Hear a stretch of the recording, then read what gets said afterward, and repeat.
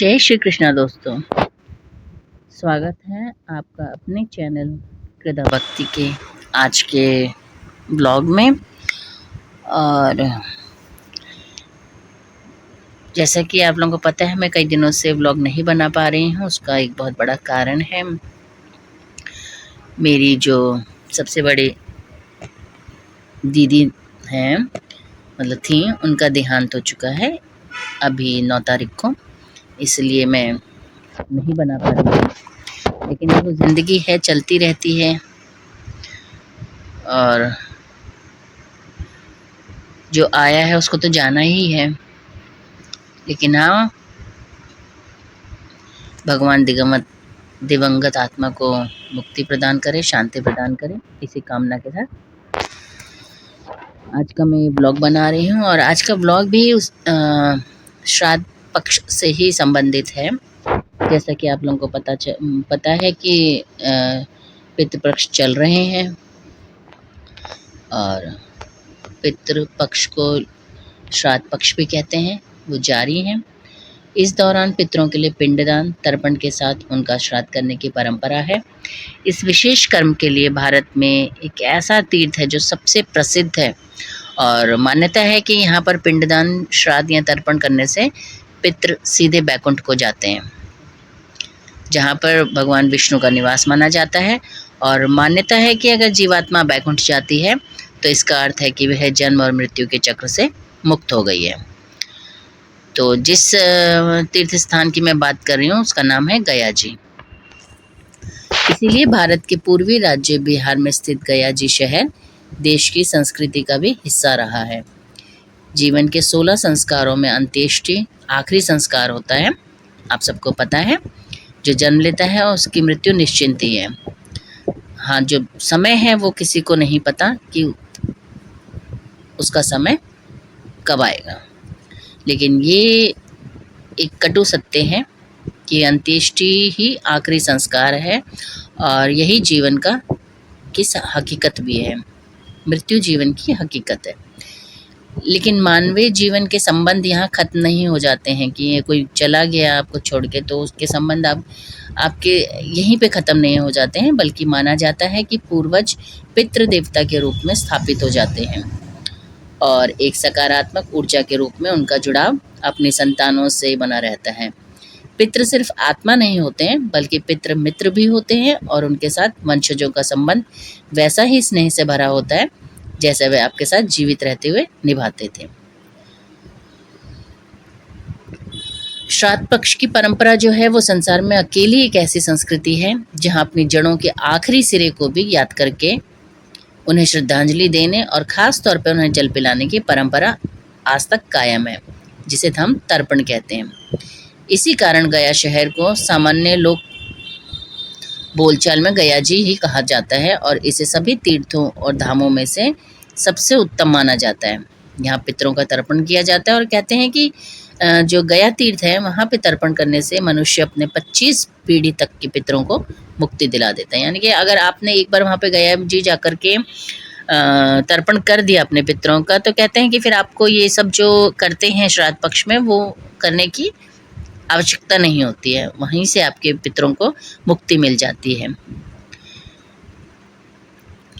गया तीर्थ की जो महत्वता है वो आखिर इतनी महत्व क्यों है उस गया तीर्थ का, तो मैं बताती हूँ कि इसका जो गया तीर्थ का महत्वता का कारण है, यहाँ स्थित विष्णुपद मंदिर, श्री विष्णुपद मंदिर है यहाँ पे, और भगवान विष्णु के चरण कमल की छाप पच्चिन वाले इस मंदिर को विष्णुपद मंदिर कहा जाता है। यहाँ एक विशाल शिला पर भगवान विष्णु के चरण चिन्ह अंकित हैं, इसीलिए इसे धर्मशिला के नाम पर से भी जाना जाता है।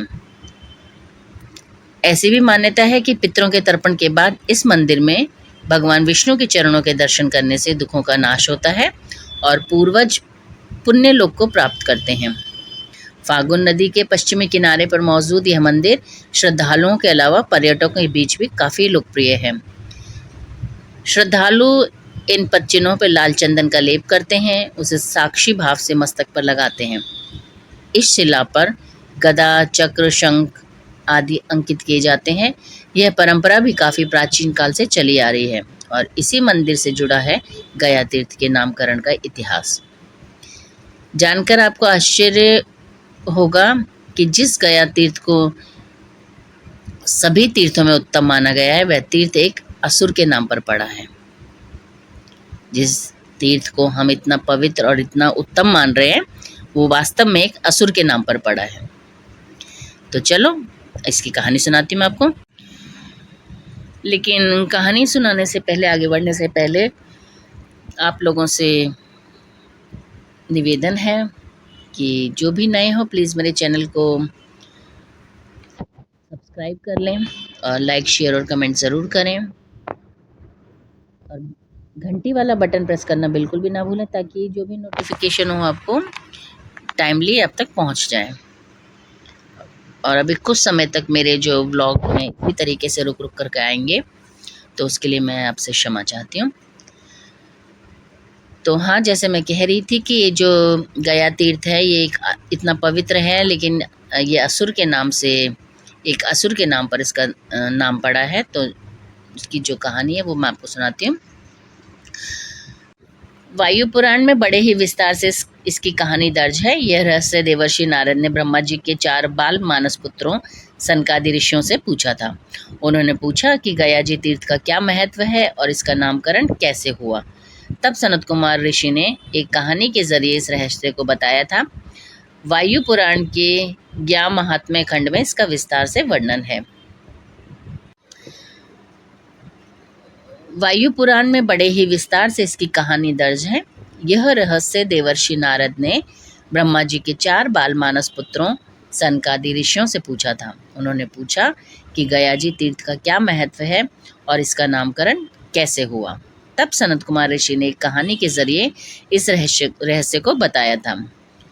वायु पुराण के ज्ञान महात्म्य खंड में इसका विस्तार से वर्णन है। यह कथा श्वेत वाराह कल्प की है। सॉरी।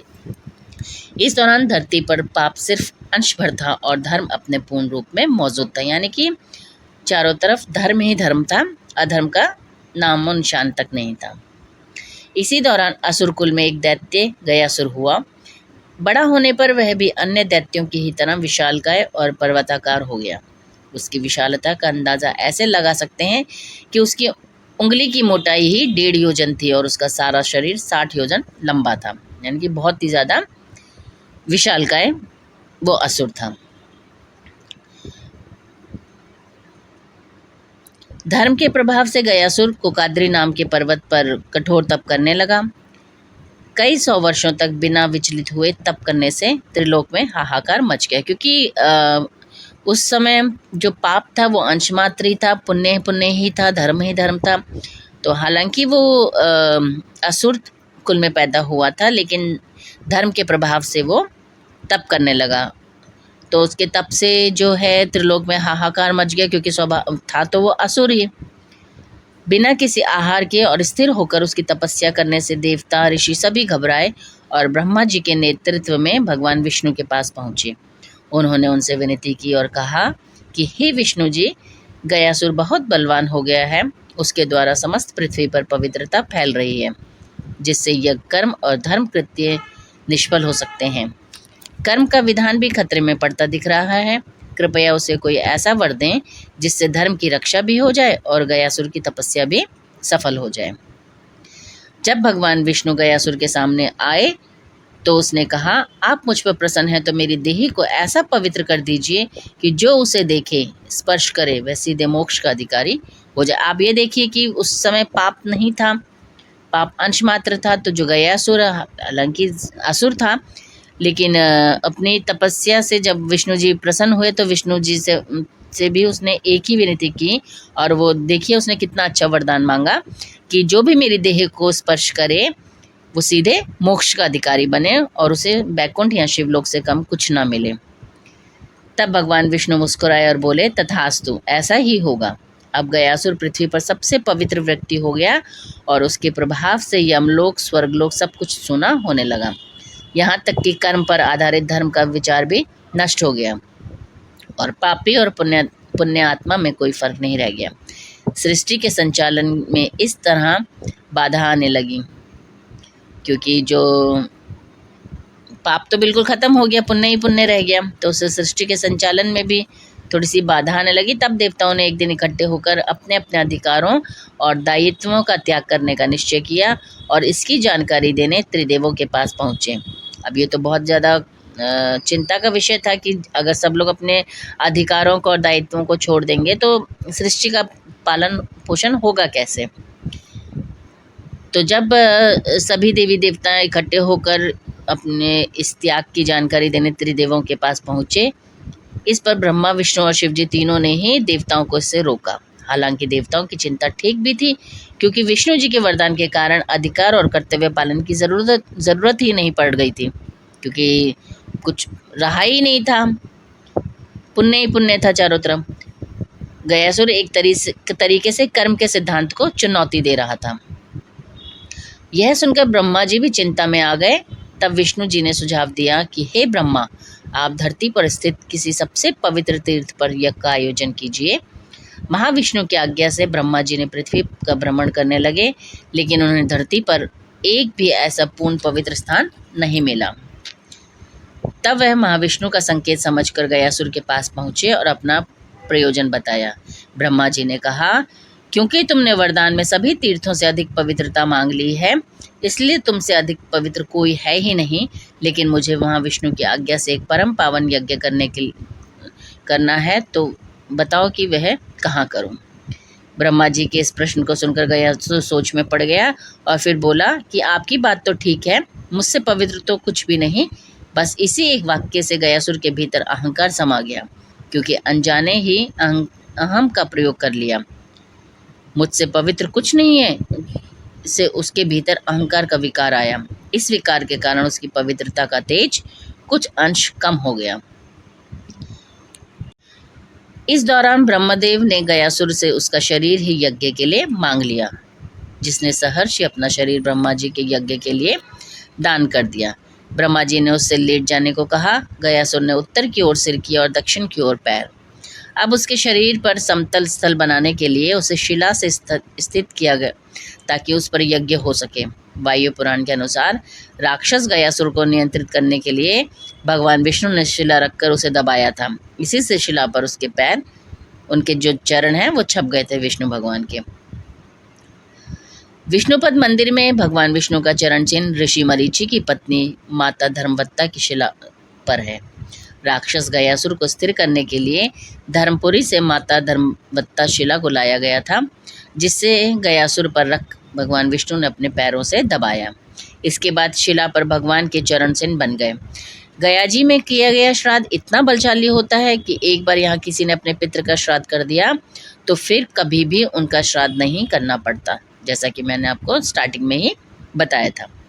इस स्थान पर तर्पण करने से मृतात्मा को शत यज्ञों अर्थात 100 यज्ञों का फल मिलता है और गुरु पत्नी जैसे महापातक कठोर पाप भी कट जाते हैं। तो ये तो थी गया जी की महत्वता की कहानी, उसका नाम, मतलब वो कहाँ है, उसकी क्या मान्यता है, उसकी कहानी भी, उसके नाम की जो कहानी है वो क्या है। आशा करती हूँ आप लोगों को कहानी अच्छी लगी होगी, जानकारी अच्छी लगी होगी।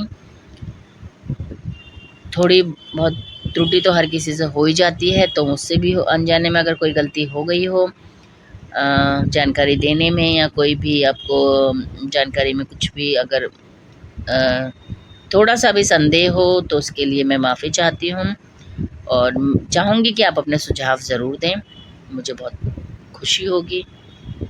तो तब तक के लिए जय श्री कृष्णा, आप सब खुश रहिए। मिलते हैं ऐसी ही रोचक जानकारी के साथ अपने अगले व्लॉग में।